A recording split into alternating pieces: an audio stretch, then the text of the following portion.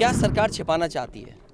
जो zero tolerance की बात करते थे, उन्हें कई अधिकारियों को सस्पेंड करना पड़ा। अब मुझसे ये पूछोगे कि मुख्यमंत्री हैं, डिप्टी सीएम हैं, विधायक हैं, मंत्री हैं, वो हम पे आरोप लगा रहे हैं, इस प्रेम यादव को माफिया कह रहे हैं। अरे पत्रकार साथियों, पत्रकारिता करो, क्यों बुलडोजर लिए घूमते हो? अभी तक ये जानकारी नहीं हुई कि पहली हत्या प्रेम यादव की कैसे हुई और क्या सरकार छिपाना चाहती है।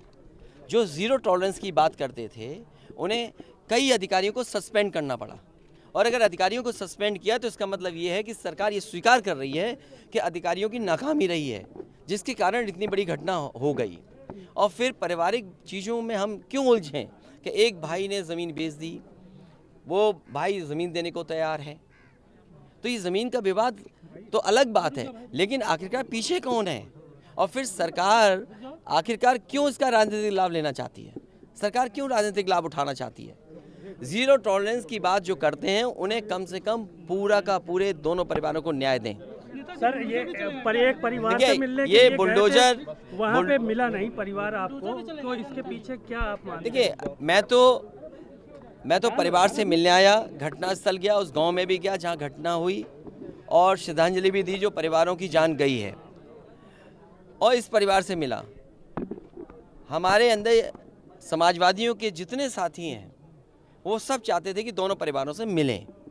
अगर वो परिवार नहीं मिलना चाहता, इसके लिए मैं क्या कर सकता हूँ? अगर वो परिवार नहीं मिलना चाहता है तो हम नहीं मिले। अब मुझसे ये पूछोगे कि मुख्यमंत्री हैं, डिप्टी सीएम हैं, विधायक हैं, मंत्री हैं, वो हम पे आरोप लगा रहे हैं, इस प्रेम यादव को माफिया कह रहे हैं, ज़मीन के गुंडा अपराधी कह रहे हैं, बुलडोजर की धमकी दे रहे हैं। अरे बताओ, एक भी केस उसके पास हुआ उसके ऊपर? कोई प्रधान बनता है, जिला पंचायत सदस्य बनता है, समाज में अच्छा काम करता है, समाजवादी, बस उसका दोष इतना है कि समाजवादी पार्टी के पक्ष में और समाजवादी नीतियों का प्रचार कर रहा था। बुलडोजर संस्कृति नहीं हो सकती है लोकतंत्र में। और जो लोग बुलडोजर, अरे बुलडोजर क्या कार्रवाई करेगा? तुम और भड़काना चाहते हो?